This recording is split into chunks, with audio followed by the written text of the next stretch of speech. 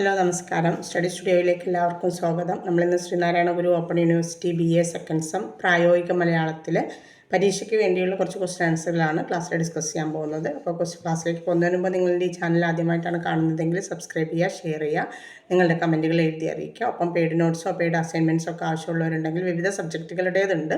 അപ്പോൾ ഏതൊക്കെയാണെന്നുള്ളത് മുൻ വീഡിയോസിലൊക്കെ ഞാൻ വാട്സപ്പ് നമ്പർ ഡിസ്ക്രിപ്ഷൻ ബോക്സിലോ വീഡിയോക്ക് ലാസ്റ്റിലോ ഒക്കെ കൊടുത്തിട്ടുണ്ട്. അപ്പോൾ ആ നമ്പറിൽ നിങ്ങൾ ബന്ധപ്പെടുകയാണെന്നാണെങ്കിൽ ഡീറ്റെയിൽസ് പറയാം കേട്ടോ. ഓക്കെ. അതേപോലെ ഒരു മെസ്സേജ് കമൻറ്റിൽ ഞാൻ 2 തവണയായിട്ട് ഞാൻ കണ്ടു, പിന്നെ നെക്സ്റ്റ് എക്സാം മലയാളം അല്ല ഇംഗ്ലീഷാണെന്ന്. ഇപ്പോൾ പ്രായോഗിക മലയാളം എടുത്ത ആളുകൾ ഉണ്ട്. അവർക്ക് അതെടുക്കാതെ അതിന് പകരമായിട്ട് ഇംഗ്ലീഷ് എടുത്താലാണ് ഇംഗ്ലീഷ് ഫോർ കമ്മ്യൂണിക്കേഷൻ എടുത്ത ആളുകളുണ്ട്. അപ്പോൾ അവരാണ് പറയണത്. രണ്ടും എക്സാം ഒരേ ദിവസം തന്നെയാണ്. ഇംഗ്ലീഷിൻ്റെ ക്ലാസ്സുകൾ ഞാൻ ചെയ്തിട്ടില്ല.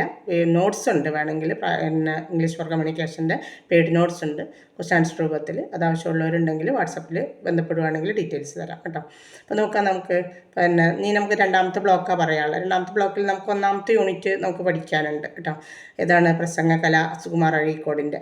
അതിൽ 2 മാർക്കിന് ചോദിക്കുന്നതാണ് സ്വാതന്ത്ര്യ സമരകാലത്തെ ഇന്ത്യയുടെ പ്രസിദ്ധരായ പ്രാസംഗികന്മാർ ആരെല്ലാമാണ് എന്നുള്ളത്. Answer: Surendranath Banerjee, Bipin Chandra Pal, Annie Besant, VS Srinivasa Shastri, Sarojini Naidu, doctor Radhakrishnan എന്നിവരാണ്. പിന്നെ 2 മാർക്കിന് ആ പേരിനെ നമുക്ക് എഴുതാനുള്ളൂ കേട്ടോ. നമ്മുടെ പുസ്തകത്തിൽ അതേ വന്നിട്ടുള്ളൂ. ഇനി രണ്ടാമതൊരു ക്വസ്റ്റ്യനാണ് സുകുമാർ അഴീക്കോടിനെ കുറിച്ചൊരു ചെറുകുറിപ്പ് തയ്യാറാക്കുക. 2 മാർക്കിനാണ്.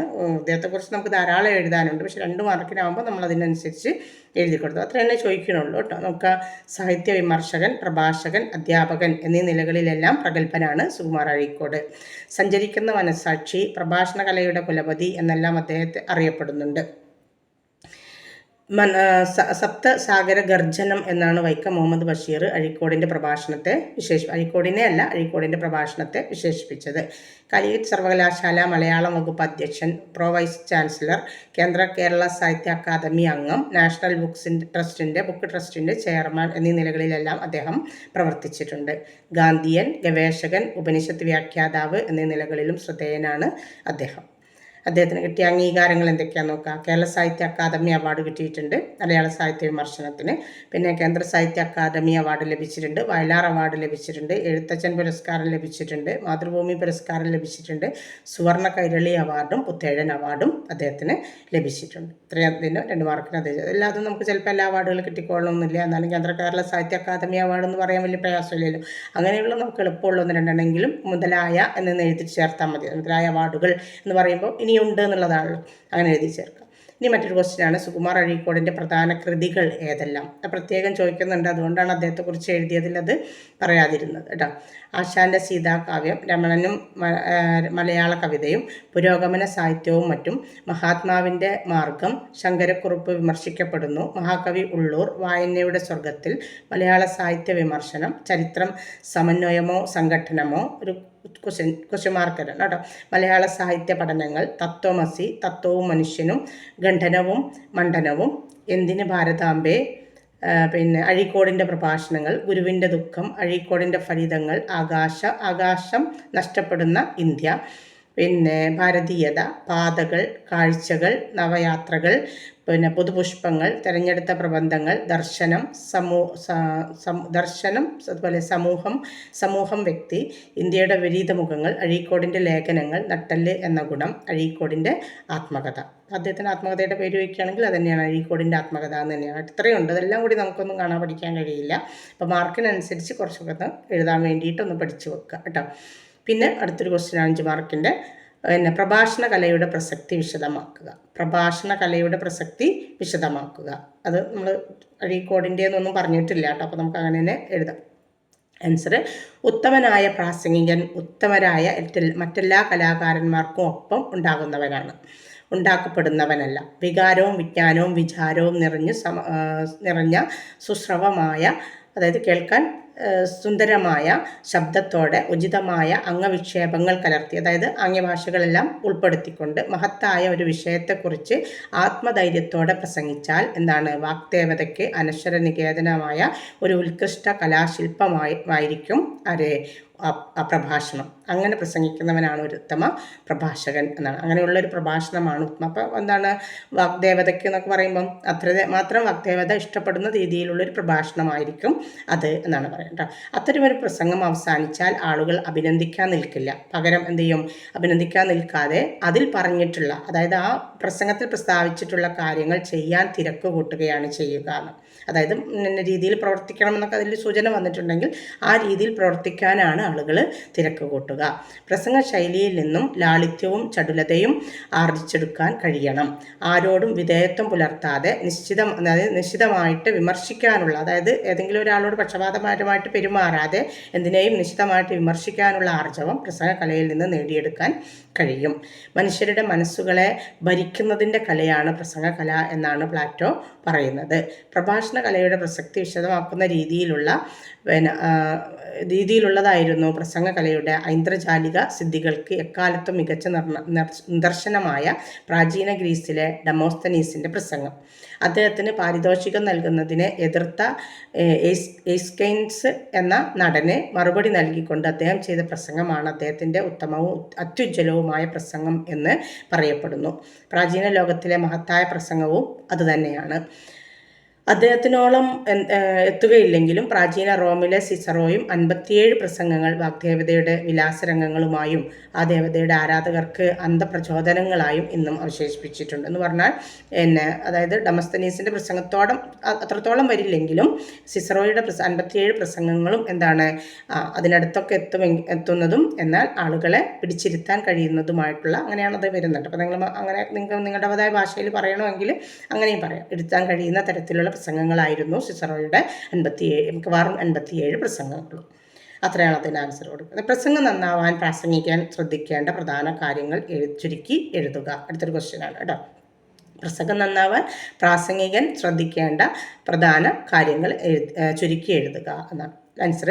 പ്രസംഗം നന്നാവാൻ പ്രാസംഗികൻ എന്ത് ചെയ്യണം? പ്രസംഗം ശ്രോതാക്കളുടെ ഹൃദയത്തിൽ കടത്തുകയാണ് പ്രാസംഗികൻ്റെ ഏറ്റവും പ്രധാനമായ ലക്ഷ്യം. അത് നിറവേറ്റണം. പ്രാസംഗികൻ തന്നെത്താൻ വിഷയത്തിൽ കടക്കണം. അതായത് നമ്മളങ്ങനെ പഠിച്ച് പറയാൻ പാടില്ല. നമ്മളതിലേക്ക് കടന്നുകൊണ്ട് വേണം പ്രസംഗം നടത്താൻ. അതിനു മുമ്പ് വിഷയം പ്രാസംഗികനിൽ കടന്നിരിക്കുകയും വേണം. പ്രസംഗം നന്നാവാൻ വേണ്ട പ്രഥമവും പരമപ്രധാനവുമായ സംഗതി താൻ സംസാരിക്കുന്ന വിഷയത്തെപ്പറ്റി പ്രാസംഗികനിൽ ഉണ്ടായിരിക്കേണ്ട ആത്മാർത്ഥതയും അതുപോലെ തന്നെ ഹൃദയപൂർവ്വവും അഗാധവുമായ ബോധവും സ്നേഹവുമാണ്. ആ വിഷയത്തെ സ്നേഹിക്കണം. തനിക്ക് പ്രസ്തുത വിഷയത്തെപ്പറ്റി ഉറച്ച ജ്ഞാനമുണ്ട് അല്ലെങ്കിൽ അറിവുണ്ട് എന്ന് സത്യസന്ധമായ ധാരണയുണ്ടെങ്കിൽ പ്രാസംഗികനെ ഒരിക്കലും രംഗഭീതി, അതായത് സഭാകമ്പം എന്ന മഹാഭീതി അലട്ടുകയില്ല. അവനവന് വിഷയജ്ഞാനം ഉണ്ടായിരിക്കുകയും അതുണ്ടെന്ന ബോധം ഉണ്ടായിരിക്കുകയും അല്ലാതെ മറുകണ്ഠം ചാടി മറ്റാർക്കും വിവരമില്ലെന്ന് കരുതി തുടങ്ങിയാൽ പ്രസംഗവിദ്യ പ്രാസംഗികന് ആരോഗ്യപ്രദമായി ഭവിക്കാനിടയില്ല. എന്ന് പറഞ്ഞാൽ എനിക്കെല്ലാം അറിയാം, മറ്റുള്ളവനൊന്നും അറിയില്ല, അതുകൊണ്ട് ഞാൻ എന്തെങ്കിലുമൊക്കെ പറയട്ടെ എന്നാലും അത് പ്രസംഗമാവും എന്ന് ചിന്തിക്കുകയാണെങ്കിൽ അതൊരിക്കലും അത് നന്നായി ഭവിക്കുകയില്ല. വിഷയത്തിൽ ജ്ഞാനം മാത്രം ഉണ്ടായാൽ പോരാ, അതിനപ്പുറത്തുള്ള വിഷയങ്ങളെ പറ്റിയും നല്ല അറിവ് ഒരു പ്രാസംഗികന് ഉണ്ടായിരിക്കേണ്ടതാണ്. ചിന്താശീലവും യുക്തി കുശലതയും പ്രാസംഗികനിൽ ഒഴിച്ചുകൂടാൻ കഴിയാത്ത 2 ഗുണങ്ങളാണ്. പ്രസംഗിക്കുന്നതിന് മുമ്പ് എന്തിനെക്കുറിച്ച് എങ്ങനെയാണ് താൻ സംസാരിക്കാൻ പോകുന്നത് എന്നും സംസാരിച്ചു കൊണ്ടിരിക്കുമ്പോൾ എന്താണ് താൻ പറയുന്നത് എന്നും വ്യക്തമായ ബോധം ഒരു പ്രാസംഗികന് ഉണ്ടായിരിക്കണം. പ്രാസംഗികർ വർജിക്കേണ്ട ഏറ്റവും വലിയ ദോഷമാണ് വാചാലത. അതായത് വെറുതെ അങ്ങനെ പറഞ്ഞു പോവുക, എൻ്റെ കാട് കയറി അങ്ങനെ പക്ഷേ പറയേണ്ട കാര്യങ്ങളൊന്നും തന്നെ പറഞ്ഞിട്ടും ഉണ്ടാവില്ല. ആ രീതിയിലാവരുത്. അപ്പോൾ പ്രത്യുൽപ്പന്ന മിതത്വമാണ് പ്രാസംഗികനം വേണ്ട ഏറ്റവും പ്രധാനപ്പെട്ടൊരു ഗുണം. ഇത് ജന്മായത്തമായ പ്രതിഭാവിശേഷം കൊണ്ട് മാത്രമേ സിദ്ധിക്കൂ അല്ലെങ്കിൽ നേടാൻ കഴിയൂ. പ്രാസംഗികൻ്റെ സ്വരമാണ് പ്രസംഗത്തെ വിജയിപ്പിക്കുന്ന മറ്റൊരു പ്രധാന ഘടകം അല്ലേ. നമ്മൾ ചില ആളുകളുടെ സ്വരം നോക്കി ചിലതെന്താണ് പ്രസംഗം നന്നായില്ലെങ്കിൽ സ്വരം നന്നായി നമുക്ക് പിടിച്ച് നമ്മൾ പാട്ട് പോലെ എന്നൊക്കെ പറഞ്ഞ് നമ്മൾ ഇരിക്കില്ലേ, ആ രീതിയിൽ ഇരിക്കാൻ തോന്നും. അപ്പോൾ അധികം നേർത്തതോ കനത്തതോ അല്ലാത്ത ഗൗരവമുള്ള പുരുഷ ശബ്ദമാണ് പ്രസംഗത്തിന് ഏറ്റവും പറ്റിയത്. ഇങ്ങനെ വികാരവും വിജ്ഞാനവും വിചാരവും നിറഞ്ഞ സുശ്രവമായ ശബ്ദത്തോടെ ഉചിതമായ അംഗവിക്ഷേപങ്ങൾ കലർത്തി മഹത്തായൊരു വിഷയത്തെക്കുറിച്ച് ആത്മധൈര്യത്തോടെ പ്രസംഗിച്ചാൽ വാഗ്ദേവതയ്ക്ക് അനശ്വര നികേതനമായ ഒരു ഉത്കൃഷ്ട കലാശില്പമായിരിക്കും ആ പ്രഭാഷണം. അത്തരമൊരു പ്രസംഗം അവസാനിച്ചാൽ നേരത്തെ പറഞ്ഞല്ലോ എന്താണ്, ആളുകൾ അതിന് അഭിനന്ദിക്കാൻ നിൽക്കാതെ അതിൽ പ്രസ്താവിച്ച കാര്യങ്ങൾ ചെയ്യാൻ തിരക്ക് കൂട്ടുകയാണ് ചെയ്യുക. ജനതയെ വിശേഷിപ്പിച്ച് അതിലെ യുവജനതയെ ഉത്ബോധനം കൊള്ളിക്കുകയാണ് ഒരു പ്രാസംഗികൻ്റെ മഹത്തായ കടമ. ഇത്രയാണ് അതിന് ആൻസർ കൊടുക്കേണ്ടത്. ഇനി 10 മാർക്കിൻ്റെ ഒരു ചോദ്യം. ലോക പ്രശസ്ത പ്രാസംഗികരുടെ പ്രസംഗത്തിന് സുകുമാർ അഴീക്കോട് നടത്തുന്ന നിരീക്ഷണങ്ങളെക്കുറിച്ച് പരിശോധിക്കാൻ. അതുതന്നെയാണ് ആ ഒരു യൂണിറ്റിലുടനീളം അത് തന്നെയാണ് വരുന്നത്. അതൊന്ന് പരിശോധിക്കാനാണ് നമ്മളോട് 10 മാർക്കിന് ചോദിച്ചിട്ടുള്ളത്. ആൻസർ: അവനവന് തെറ്റ് എന്ന് തോന്നുന്ന ആശയം അത് തെറ്റെന്ന് അറിവുള്ള ആളുകളെ കൊണ്ട് അംഗീകരിപ്പിക്കുന്ന വാഗ്ജാലക പ്രയോഗത്തിൻ്റെ വിദ്യയാണ് പ്രസംഗം എന്ന് പൊതുവിൽ ഒരാക്ഷേപമുണ്ട് എന്ന് അഴീക്കോട് പറയുന്നു. പ്രസംഗത്തിൻ്റെ ഉന്നം സത്യമല്ല, വശീകരിക്കലാണ് എന്ന് മെക്കാളെ ഏതൻസിലെ പ്രാസംഗികന്മാർ എന്ന പ്രബന്ധത്തിൽ പറയുമ്പോൾ അദ്ദേഹവും ഈ ആക്ഷേപത്തെ പിന്തുണക്കുകയാണ് ചെയ്യുന്നത് എന്നും അഴീക്കോട് പറയുന്നു. അപ്പോൾ അവർ രണ്ടാളുകളെ കുറിച്ചായിട്ടോ. മനുഷ്യരുടെ മനസ്സുകളെ ഭരിക്കുന്നതിൻ്റെ കലയാണ് പ്രസംഗകല എന്ന പ്ലാറ്റോവിനൊപ്പം ആരും സമ്മതിച്ചു പോകുമെന്നും അഴീക്കോട് പറയുന്നുണ്ട്. പ്രസംഗകലയുടെ ഇന്ദ്രജാല സിദ്ധികൾക്ക് മികച്ച നിദർശനം എക്കാലത്തും ആരുടേതാണ്? പ്രാചീന ഗ്രീസിലെ ഡെമസ്തനീസിൻ്റേതാണ്. ലോക ജനതയെ അലക്സാണ്ടറുടെ പിതാവായ ഫിലിപ്പിനെതിരായി പ്രസംഗിച്ച് ലോക ജേതാവായി മാറിയ വാക്പതിയാണ് അദ്ദേഹം. അദ്ദേഹത്തിൻ്റെ സേവനങ്ങൾക്ക് അംഗീകാരവും പാരിതോഷികവും നൽകുമെന്ന നിലയിൽ ഏതൻസുകാർ അദ്ദേഹത്തിനൊരു കനക കൊടിയം ഉപഹാരമായിട്ട് നൽകാൻ നിശ്ചയിച്ചപ്പോൾ ആ ഉദ്യമത്തെ എതിർത്ത എയ്സ്കെൻസ് എന്ന നടന് മറുപടി നൽകിക്കൊണ്ട് അദ്ദേഹം ചെയ്ത പ്രസംഗമാണ് അദ്ദേഹത്തിൻ്റെ ഉത്തമവും അത്യുജ്വലവുമായ പ്രസംഗം എന്ന് പറയപ്പെടുന്നു. പ്രാചീന ലോകത്തിലെ മഹത്തായ പ്രസംഗവും അതുതന്നെയാണ്. ഡെമസ്തനീസിനോളം എത്തുകയില്ലെങ്കിലും പ്രാചീന റോമിലെ ഏറ്റവും മഹാനായ പ്രാസംഗികനാണ് ആദർശശാലിയായ സിസറോ. അദ്ദേഹത്തിൻ്റെ നേരത്തെ പറഞ്ഞ കാര്യം തന്നെ എസ്സേ ആകുമ്പോൾ അതും കൂടി ഒന്ന് ഉൾപ്പെടുത്തി പറയാം. അദ്ദേഹത്തിൻ്റെ 57 പ്രസംഗങ്ങൾ വാഗ്ദേവതയുടെ വിലാസ രംഗങ്ങളായും ആ ദേവതയുടെ ആരാധകർക്ക് അന്ധപ്രചോദനങ്ങളായും ഇന്നും അവശേഷിച്ചിരിപ്പുണ്ട്. 18-ാം നൂറ്റാണ്ടിലെ ഇംഗ്ലണ്ടിലെ രാഷ്ട്രീയം ഉദയം കൊള്ളിച്ച 3 പ്രഭാഷണ താരങ്ങളത്രേ Edmund Burke, Charles James Fox, Richard Brinsley Sheridan എന്നിവർ. അനേകം പ്രസംഗങ്ങൾ ചെയ്തവരാണ് ഇവരെങ്കിലും ഇന്ത്യയുടെ വൈസ്രോയി ആയിരുന്ന വാറൻ ഹേസ്റ്റിങ്സിനെതിരായി ബ്രിട്ടീഷ് പാർലമെൻറ്റിൽ ഇവർ ചെയ്ത പ്രസംഗങ്ങളാണ് ചിരസ്മരണീയങ്ങളായിട്ട് തീർന്നത്. അതായത് എന്നും ഓർക്കുന്നത്, ചിരസ്മരണീയം എന്ന് പറഞ്ഞാൽ എന്നും ഓർക്കപ്പെടുന്നത്. പക്ഷേ ആളുകളുടെ പേരൊക്കെ നിങ്ങൾ കാണാൻ പഠിക്കല്ലാതെ വേറെ നിർവാഹി എസ് ആയിട്ട് ചോദിക്കുകയാണെങ്കിൽ അതൊക്കെ നമ്മളതിൽ ചേർക്കണം. അപ്പോൾ ഇത്രയും ഇതിൽ അത്യാവശ്യമായിട്ടുള്ള പേരുകളെങ്കിലും നിങ്ങളൊന്ന് കാണാതെ പഠിച്ചു വെക്കുക കേട്ടോ. എന്താ പറയുന്നതിന് ആംഗല സാഹിത്യത്തിൽ, അത് ഇംഗ്ലീഷ് സാഹിത്യത്തിൽ, ഇംഗ്ലീഷ് സാഹിത്യം ഉയർന്ന കവിതയുടെയും നാടകത്തിൻ്റെയും അടുത്ത സ്ഥാനം നേടിയത് ബർക്കിൻ്റെ പ്രഭാഷണങ്ങൾ മാത്രമാണ്. അമേരിക്കയുടെ സ്വാതന്ത്ര്യ സമര കാലത്തും അതിനെ തുടർന്നും കുറേ പ്രാസംഗികന്മാർ അവിടെ അവതരിക്കുകയുണ്ടായി. Patrick Henry Clay, Daniel Webster എന്നിവരുടെ പേരുകൾ റോമാ സാമ്രാജ്യത്തോട് അല്ലെങ്കിൽ എന്താ പറയുക വളരെ റോമ സാമ്രാജ്യത്തിൽ പ്രാസംഗികരോടൊപ്പം എന്ന് പറഞ്ഞാൽ അത് അത്രമാത്രം ശ്രേഷ്ഠമായ രീതിയിലുള്ള പ്രസംഗ കലയായിട്ടാണ് കണക്കാക്കപ്പെടുന്നത്. ഹെൻറി ക്ലേ അടിമ പ്രശ്നത്തെക്കുറിച്ച് 2 ദിവസം നീണ്ട ഒരു പ്രസംഗം നടത്തിയതാണ് അദ്ദേഹത്തിൻ്റെ ചരമത്തിന് കാരണമായി തീർന്നത്. എന്നാൽ അമേരിക്കയുടെ നമ്പർ 1 പ്രാസംഗികൻ ഡാനിയൽ വെബ്സ്റ്ററാണ്. സ്വാതന്ത്ര്യ സമരകാലത്ത് ഇന്ത്യക്കാരുടെ വെടിയുണ്ടകളായി അനുഗ്രഹീതരായ ചില പ്രാസംഗികന്മാർ പ്രവർത്തിക്കുകയുണ്ടായി. അവരുടെ പേരുകൾ മാത്രം ചോദിച്ചല്ലോ അല്ലേ, നമ്മൾ പറഞ്ഞു. അപ്പോൾ ബംഗാളിൻ്റെ ഇടിനാദം എന്ന് പ്രഖ്യാപിതനായ സുരേന്ദ്രനാഥ ബാനർജി, സിംഹഗർജന നപ്രഭാവനായ ബിപിൻ ചന്ദ്രപാൽ, വാണിദേവിയുടെ അവതാരമെന്ന് പുകൾ കൊണ്ട ആനി ബസന്റ് മുതലായവരുടെ ജിഹ്വകൾ എന്ന് പറഞ്ഞാൽ അവരുടെ പ്രസംഗങ്ങൾ അല്ലെങ്കിൽ അവരുടെ ജിഹ്വ എന്ന് പറഞ്ഞാൽ അവരുടെ ധ്വനികൾ ഈ നാടിൻ്റെ ഏറ്റവും മൂർച്ചയേറിയ സമരായുധങ്ങളായിരുന്നു. അവിസ്മരണീയനായ മറ്റൊരു പ്രഭാഷകൻ അണ്ണാമല സർവകലാശാലയുടെ സ്ഥാപകനും ഭാരത സേവാ സംഘത്തിൻ്റെ നേതാവുമായിരുന്ന VS ശ്രീനിവാസ ശാസ്ത്രിയാണ്. ഇംഗ്ലീഷുകാർക്കിടയിൽ പോലും ഇത്ര സുന്ദരമായി പ്രസംഗിക്കാൻ കഴിവുള്ള ആളുകൾ ഉണ്ടായിരുന്നില്ലത്രേ. ആരെപ്പോലെ? ശാസ്ത്രിയെപ്പോലെ. കാവ്യാത്മകത കൊണ്ട് സുശ്രവ്യമായ പ്രസംഗം ചെയ്ത് പേര് നേടിയ ഒരു പ്രഭാഷകയായിരുന്നു സരോജിനി നായിഡു. ഡോക്ടർ രാധാകൃഷ്ണൻ തത്വശാസ്ത്ര പ്രഭാഷണങ്ങൾ കിഴക്കെന്ന പോലെ പടിഞ്ഞാറും പ്രശസ്തി ആർജിച്ചവയായിരുന്നു. പക്ഷേ പ്രഭാഷണം കൊണ്ട് വിശ്വവിജയം നേടിയ ഒരേ ഒരു ഭാരതീയൻ ആരാണ്? സ്വാമി വിവേകാനന്ദനാണ്.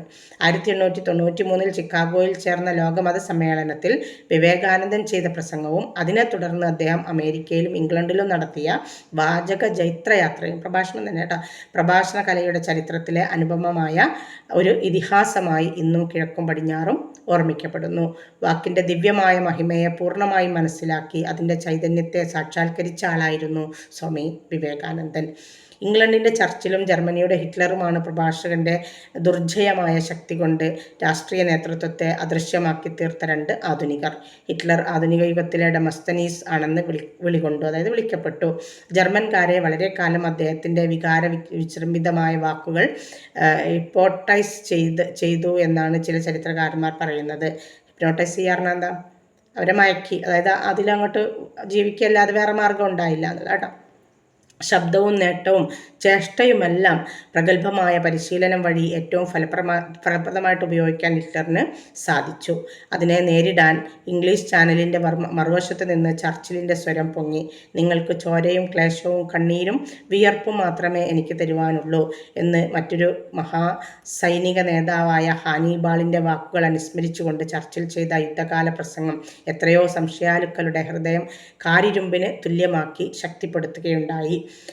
അപ്പോൾ അതേ സഭയിൽ വെച്ച് അല്ലെങ്കിൽ അതേ വേദിയിൽ വെച്ച് അതേ വർഷം അതേ മാസം 18-ന് അദ്ദേഹം ചെയ്ത പ്രസംഗം ആശയദീപ്തി കൊണ്ടും, അതായത് ആശയ ഭംഗി കൊണ്ടും ഭാവന മഹിമ കൊണ്ടും വികാര തീവ്രത കൊണ്ടും ശാശ്വത യശസ് ഉയർത്തുകയുണ്ടായി അല്ലെങ്കിൽ നേടുകയുണ്ടായി. ഉത്തമരായ പ്രാസംഗികന്മാർ ഉത്തമരായ മറ്റെല്ലാ കലാകാരന്മാർക്കും ഒപ്പമാണ് ഉണ്ടാകുന്നവരാണ് എന്നാണ് അഴീക്കോട് പറയുന്നത്. അവർക്കൊപ്പം ഉണ്ടാക്കപ്പെടുന്നവരല്ല, അതുണ്ടായി വരുന്നതാണ് എന്നാണ് പറയുന്നത്. പക്ഷേ നാക്കുള്ള ആരിലും ഒരു കലാകാരൻ ഉള്ളതുപോലെ ആ ആന്തരിക പ്രാസംഗികനെ വളർത്തിക്കൊണ്ടുവരാൻ ചില തത്വങ്ങൾ കണ്ടെത്താൻ കൊള്ളാം എന്ന് സുകുമാർ അഴീക്കോട് പറയുന്നുണ്ട്.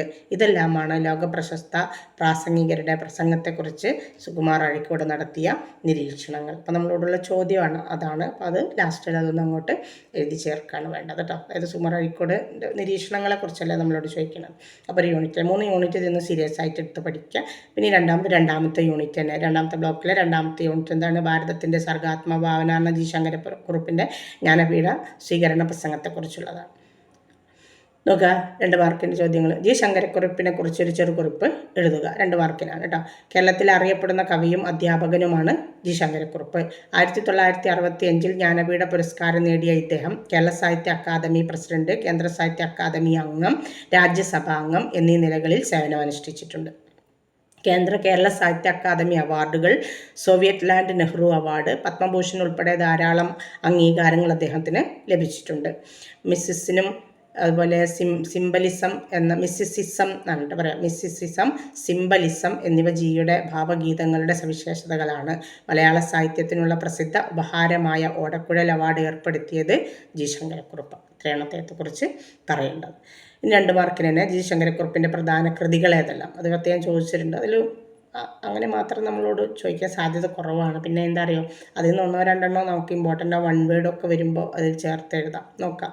സൂര്യകാന്തി, നിമിഷം, ഓടക്കുഴൽ, പതികൻ്റെ പാട്ട്, വിശ്വദർശനം, മൂന്നരുവിയും ഒരു പുഴയും, ജീവന സംഗീതം, സാഹിത്യ കൗതുകം, അത് 3 വള്യങ്ങളായിട്ടാണ് രചിക്കപ്പെട്ടത്. പൂജാപുഷ്പം, ഗദ്യോപഹാരം, മുത്തും ചിപ്പിയും, ഓർമ്മയുടെ ഓളങ്ങൾ, അതാണ് അദ്ദേഹത്തിൻ്റെ ആത്മകഥ. ഓർമ്മയുടെ ഓളങ്ങൾ എന്നുള്ളതാണ് ജി ശങ്കരക്കുറുപ്പിൻ്റെ ആത്മകഥ. 1 വേർഡ് ചോദിക്കുകയാണ്. മേഘഛായ, ഗീതാഞ്ജലി, പിന്നെ വിലാസലഹരി, വിവർത്തനമാണത്. വിലാസലഹരിയും ഗീതാഞ്ജലിയും മേഘഛായ ഒക്കെ കേട്ടോ. ഇനി അടുത്തൊരു ക്വസ്റ്റ്യൻ. ജ്ഞാനപീഠത്തെക്കാൾ തന്നെ ആകർഷിച്ചതായി ജി പറയുന്ന ആദർശവും സങ്കല്പവും ഏത്? കുറേ ക്വസ്റ്റ്യൻ പേപ്പറിൽ കണ്ടിട്ടുള്ള ഒരു ക്വസ്റ്റ്യനാണ് കേട്ടോ. 2 മാർക്കാണെങ്കിലും അത് വന്നിട്ടുള്ളതാണ്. ജ്ഞാനപീഠത്തെക്കാൾ തന്നെ ആകർഷിച്ചതായി ജി എന്ന് പറഞ്ഞാൽ ജി ശങ്കരക്കുറുപ്പ് പറയുന്ന ആദർശവും സങ്കല്പവും ഏത്? ആൻസർ, ഭാരതീയ ജ്ഞാനപീഠം തനിക്ക് ലഭിച്ചപ്പോൾ ശരത്കാല സന്ധ്യയുടെ ശാന്തതയ്ക്ക് മേൽ പ്രഥമചന്ദ്രൻ്റെ പ്രകാശകല സ്വയം പ്രത്യക്ഷമായതുപോലുള്ള അനുഭൂതിയാണ് ഉണ്ടായതെന്ന് കവി പറയുന്നുണ്ട്. ആ സമ്മാനത്തെക്കാൾ തന്നെ ആകർഷിക്കുന്നത് അതിൻ്റെ പിറകിലുള്ള ആദർശവും സങ്കല്പവുമാണ് എന്നാണ് അദ്ദേഹം പറയുന്നത്. ഭാരതീയ സാഹിത്യം എന്ന ബോധത്തിൻ്റെ പുനരുജ്ജീവനം, ഭാരതീയ ജനതയുടെ ഹൃദയത്തിൽ വെച്ച് സമുദ്ഗ്രഥനം, ഇതാണ് ആ സങ്കല്പവും ആദർശവും. അതായത് ഭാരതീയ ജനതയുടെ മുന്നിൽ വെച്ചുകൊണ്ട് ഭാരതീയ ജനതയുടെ ഉള്ളിൽ നിന്നുണ്ടായ എനിക്ക് തനിക്ക് തരണമെന്ന് എന്താ പറയുക ഉറപ്പിച്ച ഒരു സംഭവം എനിക്ക് കിട്ടി എന്നുള്ള അർത്ഥത്തിലാണ് പറയുന്നത് കേട്ടോ. ഇനി 5 മാർക്കിൻ്റെ ക്വസ്റ്റ്യൻ. ഏകഭാരത സങ്കല്പം ജി ശങ്കരക്കുറുപ്പ് തൻ്റെ ജ്ഞാനപീഠ പുരസ്കാര സ്വീകരണ പ്രസംഗത്തിൽ എപ്രകാരമാണ് അവതരിപ്പിക്കുന്നത്? എന്താണ് ഏകഭാരത സങ്കല്പം ജി ശങ്കരക്കുറുപ്പ് തൻ്റെ ജ്ഞാനപീഠ പുരസ്കാര സ്വീകരണ പ്രസംഗത്തിൽ എപ്രകാരമാണ് അവതരിപ്പിക്കുന്നത്? ആൻസർ: ഭാരതീയ പ്രകൃതത്തെയും ഭൂമിശാസ്ത്രത്തെയും ചരിത്രത്തെയും ജീവിത വീക്ഷണത്തെയും ജനതകളെയും ഐതിഹ്യത്തെയും ഉൾക്കൊള്ളിച്ചുകൊണ്ട് സമഗ്രമായി ഏകാഗ്രതയോടെ മഹാഭാരതം രചിച്ച വ്യാസനാണ് ഏകഭാരത സങ്കല്പത്തിന് ജീവനും രൂപവും കർമ്മചൈതന്യവും നൽകിയത് എന്ന് ജി പറയുന്നുണ്ട്. ആ പാരമ്പര്യത്തിൻ്റെ ഏകപ്രതിനിധി അദ്ദേഹത്തിൻ്റെ കാലഘട്ടത്തിൽ ഗുരുദേവ് ടാഗോർ ആണെന്നും അദ്ദേഹം പറയുന്നുണ്ട്. രവീന്ദ്രനാഥ ടാഗോറിനെയാണ് കേട്ടോ. ഹൃദയത്തെ വിക്ഷോഭിപ്പിക്കുന്നത്, വികാരം കൊണ്ട് ഉത്തേജിപ്പിക്കുന്നത്, ചിന്തിക്കാൻ പ്രേരിപ്പിക്കുന്നത്, ഭാവനാമയമായി അനുഭവങ്ങളെ വ്യാഖ്യാനിക്കാനും സജ്ജമാക്കുന്നത്, ആസന്നമായ ദേശകാല സ്ഥിതിവിശേഷങ്ങളാണ് ജനത വിശ്വസിക്കുന്ന അന്തരീക്ഷത്തിലെ ചലനങ്ങളാണ്. അദ്ദേഹം പറയാണ്, നവഭാരത ജാതിയുടെ സമുദ്ഗ്രഥനം അഥവാ ശൈഥില്യ നിരാകരണം ഭാരതഹൃദയത്തിന് സവിശേഷമായ താളലയവും ഭാരതീയമായ ഭാഷാ സാഹിത്യങ്ങളുടെ ശിലാദൃഢമായ, അതായത് അത്രയും ഉറച്ച അസ്ഥിവാരവും ചേർന്നുണ്ടാകുന്ന സമാധാനത്തെയാണ് ഒട്ടേറെ ആശ്രയിച്ചിരിക്കുന്നത് എന്നും കവി പറയുന്നുണ്ട്. പ്രാദേശികമായ വ്യത്യാസങ്ങളുണ്ടെങ്കിലും ഏകഭാരത സങ്കല്പം വളരെ പ്രസക്തമാണ്. ഇത്രയും ആൻസർ കൊടുക്കുക. പിന്നെ മറ്റൊരു ക്വസ്റ്റ്യൻ ആണ്, ഭാരതീയതയും സാഹിത്യവും വിന്യസിക്കുക എന്നാണ്. ആൻസർ: ഉയർത്തെഴുന്നേൽക്കുന്ന ഇന്ത്യയുടെ ആത്മചൈതന്യം ഭാരതത്തിലെ ഭാഷകളിൽ ഇന്ന് ജീവിച്ചിരിക്കുന്ന സാഹിത്യകാരന്മാരുടെ കൃതികളിൽ എങ്ങനെ മുഴങ്ങിയിരിക്കുന്നു എന്ന അന്വേഷണം ആധുനിക ഭാരതീയ സാഹിത്യത്തിൻ്റെ ഏകദേശ രൂപരേഖ ഉണ്ടാക്കാനുള്ള ഒരു സംരംഭമാണ്. ഭാരതീയ ഹൃദയത്തിൻ്റെ വിവിധ മുഖങ്ങളാകുന്നു നമ്മുടെ ഭാഷകളെല്ലാം. ആത്മാവിഷ്കാരത്തിന് വൈചിത്ര്യവും സമഗ്രതയും നൽകുന്ന ഉപാധികൾ എന്ന നിലയിൽ വീക്ഷിക്കുന്നവർക്ക് ഭാഷാവൈവിധ്യം അനുഗ്രഹമായി തീരുകയുള്ളൂ. സാഹിത്യ ചരിത്രങ്ങളുടെ വളർച്ചയും ഭാവനകളുടെ നവോത്ഥാനത്തിന്, പുനരുജ്ജീവനത്തിന്, നൂതന വികാസത്തിന്, അതുപോലെ തന്നെ പുതിയ അന്തരീക്ഷത്തെയും വെളിച്ചത്തെയും ചലനത്തെയും ഉൾക്കൊള്ളാൻ പ്രചോദിപ്പിക്കുന്ന അന്തർലീന ചൈതന്യം നൽകുന്നു. അതാണ് സജീവ സർഗാത്മക പാരമ്പര്യം, ഇന്ത്യൻ പാരമ്പര്യം കേട്ടോ. മനുഷ്യന് പ്രകൃതിയോട്, മനുഷ്യന് പ്രകൃത്യാതീത ശക്തിയോട്, മനുഷ്യനോട് ഉള്ള ബന്ധത്തിൻ്റെ ബോധധാരയാണ് ഏത് ജനതയുടെയും സാഹിത്യത്തിലെ മുഖ്യ ത്രിവേണി. 3 കാര്യങ്ങളായില്ലേ? ഏതാണ്? മനുഷ്യന് പ്രകൃതിയോട്, മനുഷ്യന് പ്രകൃത്യാതീത, അതായത് പ്രകൃതിക്കപ്പുറമുള്ള ശക്തിയോട്, മനുഷ്യനോട്, അതാണ് ത്രിവേണി. സർഗാത്മക ഭാവന നശ്വരമായ ജീവിതത്തിൽ നിന്ന് മൂല്യവത്തായ ഭാവങ്ങളെ മുക്തമാക്കി അനശ്വരമായ ലയമാക്കി ശബ്ദത്തിൽ എന്നും ജീവിപ്പിക്കുന്നു. സത്യസാക്ഷാത്കാരം, ആവിഷ്കാരം, അനശ്വരത്വ പാതനം ഇവ 3 സർഗശക്തിയുള്ള ഭാവനയുടെ മുഖ്യ ധർമ്മമാണ്. മനുഷ്യരിലുള്ള ഈശ്വരനെ പുരുഷോത്തമൻ, അതും ഈശ്വരനെ പുരുഷോത്തമനെ അന്ധകരണത്തെ പുതിയ ഹ്യൂമനിസത്തിൻ്റെ താളങ്ങളിൽ വിളിച്ചുണർത്തുകയാണ് ഇന്നത്തെ കവി ചെയ്യുന്നത്, അല്ലെങ്കിൽ കവി ചെയ്യേണ്ടത്. അപ്പം അങ്ങനെയുള്ളൊരു ഒരു വിളിച്ചുണർത്തൽ നടത്താണ് കവി ചെയ്യേണ്ടത്, ചെയ്തുകൊണ്ടിരിക്കുന്നത് അതാണ്. നല്ല കവിയാണെങ്കിൽ ചെയ്യേണ്ടതും അതാണ് എന്ന് തന്നെയാണ് ജി ശങ്കരക്കുറുപ്പ് പറയുന്നത് കേട്ടോ. 2 യൂണിറ്റുകളായി. ഇനി ഇതിൽ നിന്ന് നമുക്കൊരു യൂണിറ്റ് കൂടിയാണ് പ്രധാനമായിട്ടുള്ളത്. അത് 4ാമത്തെ യൂണിറ്റാണ്. എന്താണ്? മരുഭൂമികൾ പൂക്കുമ്പോൾ എന്ന് പറഞ്ഞിട്ടുള്ള MN വിജയൻ്റെ ഒരു പ്രസംഗത്തെക്കുറിച്ചുള്ളത് നോക്കാം. നമുക്കതിൽ 2 മാർക്കിൻ്റെ ക്വസ്റ്റ്യൻസ്, അതിൽ 2 മാർക്കിന് വരാൻ സാധ്യത കുറവാണ്. നമുക്ക് 5 മാർക്കിന് നോക്കാം. ബഷീറിൻ്റെ ശബ്ദങ്ങൾ എന്ന നോവലിനെ കുറിച്ച് MN വിജയൻ നടത്തുന്ന നിരീക്ഷണങ്ങൾ എഴുതുക. ചോദിക്കാറുണ്ട്, 2 ക്വസ്റ്റ്യൻ പേപ്പറിൽ ഞാൻ കണ്ടിട്ടുണ്ട്. ബഷീറിൻ്റെ ശബ്ദങ്ങൾ എന്ന നോവലിനെ കുറിച്ച് MN വിജയൻ നടത്തുന്ന നിരീക്ഷണങ്ങൾ എഴുതാനാണ്. ആൻസർ: നമ്മുടെ സംസ്കാരം എത്ര സംസ്കാര വിരുദ്ധമായ അടിത്തറയിലാണ് സൃഷ്ടിക്കപ്പെട്ടിരിക്കുന്നത് എന്ന് ലോകത്തോട് വിളിച്ചു പറയുന്ന മലയാള ഭാഷയിലെ ആദ്യത്തെ കൃതി ബഷീറിൻ്റെ ശബ്ദങ്ങളാണ് എന്ന് MN വിജയൻ പറയുന്നു. ബഷീർ ശബ്ദങ്ങൾ എഴുതിയത് ജീവിതത്തെക്കുറിച്ചുള്ള സാമാന്യമായ സത്യങ്ങൾ നമുക്ക് നേരെ തൊടുത്തുവിടാനാണ്. ചരിത്രത്തിൽ രാത്രികളിൽ നടക്കുന്ന ഹീനകൃത്യങ്ങൾ അയാൾ നമുക്ക് കാണിച്ചു തരുന്നു. ആര്? വൈക്കം മുഹമ്മദ് ബഷീർ. നാം കാണാതിരുന്ന നമ്മുടെ മുന്നിലുള്ള സത്യത്തെ നമ്മുടെ മുഖത്തേക്ക് ഒരു പഴയ ചെരിപ്പ് പോലെ എടുത്തെറിയുകയാണ് ബഷീർ. ആരാ പറയുന്നത്? MN വിജയനാണ് കേട്ടോ. ഈ അനുഭവത്തിൻ്റെ കയങ്ങളെയും അതുപോലെ അനുഭവത്തിൻ്റെ കൊടുമുടികളെയും അനുഭവത്തിൻ്റെ പാതകളെയും കണ്ടെത്തലാണ് ബഷീറിൻ്റെ സാഹിത്യത്തിൽ ഉള്ളത്. ബഷീർ നമുക്ക് വേണ്ടി നമുക്ക് ഇഷ്ടപ്പെടാത്ത ലോകത്തിലേക്ക് ചെന്ന് എത്തി നോക്കുകയാണ്. നമുക്ക് വേണ്ടി വിഷം കഴിക്കുകയും നമുക്ക് വേണ്ടി മരണത്തിൻ്റെ നിഴലിൽ ജീവിക്കുകയും നമുക്ക് വേണ്ടി ജീവിതത്തിൻ്റെ വഴിയമ്പലങ്ങളുടെ തിണ്ണകളിൽ കിടക്കുകയും നമുക്ക് വേണ്ടി ആരുടെയോ കല്ലേറ് കൊള്ളുകയും ചെയ്യുന്ന ബഷീർ ഉണ്ടായിരുന്നു എന്ന് MN വിജയൻ പറയുന്നു. ഒരു പട്ടാളക്കാരന് രോഗിയായ വേശ്യകളെ മാത്രമേ കിട്ടൂ എന്നും ഉയർന്ന ഉദ്യോഗസ്ഥന്മാർക്ക് ഉയർന്ന ബന്ധത്തിൽ ഏർപ്പെടാമെന്നും ശബ്ദങ്ങളിൽ പറയുന്നതിനർത്ഥം നമ്മുടെ സമൂഹം സ്ത്രീകളെ വേശ്യകളായും ദേവിമാരായും 2ആയി തിരിക്കുന്ന അവസ്ഥയാണുള്ളത് എന്നാണ്. ജീവിക്കാൻ വഴിയില്ലാത്ത തൊഴിലാളികളെയും നമുക്ക് വേണ്ടി കൊലപാതകം നടത്തുന്ന പട്ടാളക്കാരെയും നാം അതിരുകളിലേക്ക് ആട്ടിയോടിക്കുന്നു.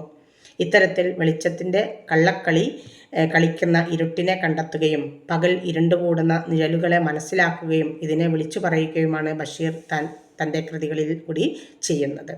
ഏതാനും ശിങ്കിടികളെ കൊണ്ട് ശമ്പളം കൊടുത്ത് മനുഷ്യനെ കൊല്ലിക്കുന്ന ഒരു വ്യവസായമാണ് യുദ്ധം എന്ന് ശബ്ദങ്ങളിൽ ബഷീർ കണ്ടെത്തുന്നു. ഇതിനേക്കാൾ വലിയ ഒരു യുദ്ധവിരുദ്ധ കൃതി നമ്മുടെ സാഹിത്യത്തിൽ ഉണ്ടായിട്ടുണ്ടോ എന്ന് സംശയമാണ് എന്ന് MN വിജയൻ, അതായത് ലേഖകൻ, പറയുന്നു. ധർമ്മത്തെ സംശയിക്കുന്ന ആളുകൾ ഒരു കാലഘട്ടത്തിലെ വിഷം തീനികൾ ആയി രൂപാന്തരപ്പെടുന്നു എന്നാണ് ബഷീർ കൃതികളിലെ പ്രധാന വസ്തുത. മനുഷ്യാനുഭവത്തിൻ്റെ ഒരറ്റം വീരസമരമാണ് എന്ന് മനസ്സിലാക്കിയിട്ടാണ് ബഷീർ യുദ്ധത്തിലേക്ക് പോകുന്നത്. ഈ ലോകം ദുർഗന്ധമുള്ള ഒരു സുഗന്ധമാണ് എന്ന ലോകത്തെ ഒരു മരണമായിട്ട് ബഷീർ ശബ്ദങ്ങളിൽ നിർവചിക്കുന്നുണ്ട്. ഇത്രയാണ് അതിനെക്കുറിച്ച് അദ്ദേഹം പറഞ്ഞിട്ടുള്ളത്. മറ്റൊന്ന്, MN വിജയനെക്കുറിച്ചൊരു കുറിപ്പ് എഴുതുക എന്നാണ്. അധ്യാപകൻ, നിരൂപകൻ, പ്രഭാഷകൻ എന്നീ നിലകളിൽ പ്രശസ്തനായിരുന്നു MN വിജയൻ. സർഗാത്മകമായ കലയും ദൈക്ഷണികമായ പ്രവർത്തനവുമായിട്ട് ഒരേ സമയം നിരൂപണത്തെ അദ്ദേഹം വളർത്തിക്കൊണ്ടുവന്നു. അദ്ദേഹത്തിൻ്റെ വൈലോപ്പിള്ളി പഠനങ്ങൾ കേരളത്തിൽ മനഃശാസ്ത്ര നിരൂപണ പ്രസ്ഥാനത്തിന് ജീവൻ നൽകി. പുരോഗമന സാഹിത്യ സംഘടനയുടെ സജീവ പ്രവർത്തകനായിരുന്നു വിജയൻ മാഷ്. അതിൻ്റെ അധ്യക്ഷനായിരുന്നിട്ടുണ്ട് അദ്ദേഹം. സാഹിത്യത്തെയും ജീവിതത്തെയും വ്യത്യസ്തമായ ദാർശനിക കാഴ്ചപ്പാടുകളിലൂടെ നോക്കിക്കാണാൻ അദ്ദേഹം ശ്രദ്ധിച്ചു. അദ്ദേഹത്തിൻ്റെ പ്രധാന കൃതികൾ കൂടി അതിൽ ചേർത്ത് പറയാം. മനുഷ്യർ പാർക്കുന്ന ലോകങ്ങൾ, ചിതയിലെ വെളിച്ചം, മരുഭൂമികൾ പൂക്കുമ്പോൾ, പുതിയ വർത്തമാനങ്ങൾ, നൂതന ലോകങ്ങൾ, വർണ്ണങ്ങളുടെ സംഗീതം, കവിയും മനഃശാസ്ത്രവും, കാഴ്ചപ്പാട്, അടയുന്ന വാതിൽ, തുറക്കുന്ന വാതിൽ, വാക്കും മനസ്സും, ഫാസിസത്തിൻ്റെ മനഃശാസ്ത്രം, സംസ്കാരവും സ്വാതന്ത്ര്യവും, അടയാളങ്ങൾ, ചുമരിൽ ചിത്രമെഴുതുമ്പോൾ, കലയിലെ സ്വാതന്ത്ര്യം, MN വിജയൻ്റെ പ്രബന്ധങ്ങൾ, പ്രഭാഷണങ്ങൾ, സ്മൃതി ചിത്രങ്ങൾ, കലയും ജീവിതവും, കവിതയുടെ ലോകപഥം, അധിനിവേശത്തിൻ്റെ വഴികൾ, ഭയവും അഭയവും, ഫാഷിസം സിദ്ധാന്തം, പ്രതിരോധം, പ്രകൃതി പാഠങ്ങൾ, വിയോജിക്കാനുള്ള സ്വാതന്ത്ര്യം, കാലിഡോസ്കോപ്പ്, ഒളിച്ചുകടത്തിയ ആയുധങ്ങൾ, എഴുത്തും പ്രത്യയശാസ്ത്രവും, സ്വാതന്ത്ര്യത്തിൻ്റെ അർത്ഥം, MN വിജയൻ്റെ സമ്പൂർണ്ണ കൃതികൾ. ഇതിൽ കാലിഡോസ്കോപ്പ് ആരുടെ കൃതിയാണെന്നുള്ളത് 1 വേർഡ് ചോദിക്കാറുണ്ട്. 2-3 ക്വസ്റ്റ്യൻ പേപ്പറിൽ കണ്ടിട്ടുണ്ട് കേട്ടോ. 3 ക്വസ്റ്റ്യൻ പേപ്പർ തന്നെ ഉണ്ടായിട്ടുള്ളൂല്ലോ. ഇനി ഒരു എസ്സേ തിന്നു. ഇപ്പോൾ 2 എസ്സേയാണ് നമുക്ക് ഇതിന്ന് മെയിനായിട്ടിരുന്നു. സുകുമാർ അഴീക്കോടിൻ്റെ പ്രസംഗകലയെക്കുറിച്ച് മറ്റൊന്ന് ഇനിയിപ്പോൾ പറയാൻ പോകുന്ന ഒരു എസ്സേ നോക്കുക. മലയാള സാഹിത്യത്തിൽ വിപ്ലവം സൃഷ്ടിച്ച ബഷീറിൻ്റെ കൃതികളുടെ സവിശേഷതകളെ മരുഭൂമികൾ പൂക്കുമ്പോൾ എന്ന ലേഖനത്തെ മുൻനിർത്തി വിവരിക്കുക. ക്വസ്റ്റ്യൻ പേപ്പർ കണ്ടിട്ടുണ്ട് കേട്ടോ. മലയാള സാഹിത്യത്തിൽ വിപ്ലവം സൃഷ്ടിച്ച ബഷീറിൻ്റെ കൃതികളുടെ സവിശേഷതകളെ മരുഭൂമികൾ പൂക്കുമ്പോൾ എന്ന ലേഖനത്തെ മുൻനിർത്തി വിവരിക്കുക എന്നാണ് ആൻസർ. മരുഭൂമികൾ പൂക്കുമ്പോൾ എന്ന ലേഖനം MN വിജയൻ പ്രസിദ്ധമായ ബഷീർ അനുസ്മരണ പ്രഭാഷണമാണ്. ചങ്ങമ്പുഴയും ബഷീറുമെല്ലാം ജീവിതത്തിൻ്റെ പല അതിരുകളിലേക്ക് യാത്ര ചെയ്യുകയും അനുഭവങ്ങളെ തേടി പോവുകയും സ്വയം മുറിവേൽക്കുകയും ചെയ്തു എന്ന് അദ്ദേഹം പറയുന്നുണ്ട്. നമുക്ക് എടുക്കാനും സംസാരിക്കാനും കിടക്കാനും പാർക്കാനുമെല്ലാം വ്യത്യസ്തമായ മുണ്ടും ഭാഷയും നിലവും വീടും ഉണ്ടെന്ന് ബഷീർ പറഞ്ഞുകൊണ്ടിരിക്കുന്നത്. ബഷീറിന് വ്യാകരണ തെറ്റുണ്ടെന്ന് പറഞ്ഞിരുന്ന വ്യാകരണ പണ്ഡിതർ പിന്നീട് ബഷീറിൻ്റെ പുസ്തകങ്ങൾ വിൽക്കുന്ന കച്ചവടക്കാരായി മാറുകയും ബഷീർ അംഗീകൃതനായ എഴുത്തുകാരനായി മാറുകയും ചെയ്തു എന്നും ലേഖകൻ പറയുന്നുണ്ട്. ബാല്യകാല സഖിയിൽ മാതാവ് എന്ന പദം ഉപയോഗിച്ച ബഷീർ പാത്തുമ്മയുടെ ആടിൽ മാതാവേ അല്പം ശുദ്ധജലം വേണം എന്ന് പറഞ്ഞ അബ്ദുൽ ഖാദറിനെ തവി കൊണ്ടടിക്കുന്നു. എന്താണ് അമ്മയുടെ ഭാഷ എന്ന ചോദ്യം ഉന്നയിച്ച പ്രധാന എഴുത്തുകാരൻ ബഷീർ ആയിരുന്നു എന്ന് MN വിജയൻ ഇതിന് സൂചിപ്പിക്കുന്നു. യുദ്ധാനന്തര ലോകവും അല്ലെങ്കിൽ യുദ്ധലോകവും മനുഷ്യ സമുദായത്തിൻ്റെ പുറമ്പോക്കുകളിൽ ശബ്ദങ്ങളിൽ ചിത്രീകരിച്ചപ്പോൾ മലയാളിയുടെ തലയിൽ ആകാശം ഇടിഞ്ഞു വീഴുന്ന പ്രതീതിയാണ് ഉണ്ടായിരുന്നത്. നമ്മുടെ സംസ്കാരം എത്ര സംസ്കാര വിരുദ്ധമായ അടിത്തറയിലാണ് സൃഷ്ടിക്കപ്പെട്ടിരിക്കുന്നത് എന്ന് ഈ ലോകത്തോട് വിളിച്ചു പറയുന്ന മലയാള ഭാഷയിൽ ആദ്യത്തെ കൃതി ബഷീറിൻ്റെ ശബ്ദങ്ങളാണ്. ജീവിതത്തിലെ സ്നേഹത്തിൻ്റെയും വൈരൂപ്യത്തിൻ്റെയും 2 മുഖങ്ങളിലും തിരിച്ചറിയുന്നു എന്നതാണ് ബഷീർ നടത്തിയ പര്യടനങ്ങളുടെ മുഖ്യമായ സ്വഭാവം. അസംസ്കൃത വസ്തുവായ ജീവിതത്തിൽ നിന്നും താൻ ഉണ്ടാക്കിയെടുത്ത സാധനങ്ങൾ കൊണ്ട് വിൽപ്പന നടത്തുന്ന നിർമ്മാതാവും അതുപോലെ വ്യവസായിയുമാണ് താനെന്ന് കൗതുകകരമായൊരു ജീവിതബോധം ബഷീറിന് മാത്രമേ ഇവിടെ ഉണ്ടായിട്ടുള്ളൂ എന്ന് ലേഖകൻ പറയുന്നു. ബഷീറിൻ്റെ കൃതികളുടെ അർത്ഥം എഴുത്തുകാരൻ്റെ മൂലധനം ജീവിതാനുഭവങ്ങളാണെന്നും അതില്ലാത്തവന് എഴുതുക സാധ്യമല്ല എന്നുമാണ്. അതുകൊണ്ടാണ് ബഷീർ അനുഭവത്തിൻ്റെ പല മേഖലകളിലും അലഞ്ഞു നടക്കുകയും അതിൻ്റെ പല അതിരുകളിലും ചെന്നുമുട്ടി അപൂർവമായ സിഗ്നലുകൾ ലോകത്തേക്ക് അയക്കുകയും ചെയ്യുന്നത്. നമുക്ക് ഉദ്ദേശിക്കുന്നത് എന്താണ്? ബഷീർ എല്ലാ കഥകളും ബഷീറിൻ്റെ അനുഭവങ്ങളിൽ നിന്നാണ്. അതാണ് പറയുന്നതിൻ്റെ സാരം കേട്ടോ. നമ്മുടെ നാട്ടിലെ ശുദ്ധാത്മാക്കളായ സാഹിത്യകാരന്മാരുടെ നടുവിൽ ഉന്മാദത്തിൻ്റെ മേഖലയിൽ പോയി തിരിച്ചു വന്ന അപൂർവ വ്യക്തിയാണ് ബഷീർ. ബഷീറിൻ്റെ മറ്റൊരു ലോകം വിശപ്പിൻ്റേതായിരുന്നു. അനുഭവത്തിൻ്റെ പുനർനിർവചനമാണ് ബഷീർ തൻ്റെ കൃതികളിലൂടെ നിരന്തരമായി ചെയ്തു പോകുന്നത്. മനുഷ്യനെ ലോകത്തിലേക്ക് അല്ലെങ്കിൽ എന്താ പറയുക ഉയരത്തിലേക്ക് നയിക്കുന്ന 101 മാർഗങ്ങളിൽ ഒരു മാർഗം വരട്ടുചൊറി മാന്തുകയാണ് എന്ന് പറഞ്ഞ മലയാളത്തിലെ ഒരേ ഒരു സാഹിത്യകാരൻ, ഒരേ ഒരു സിദ്ധൻ ബഷീറാണ്.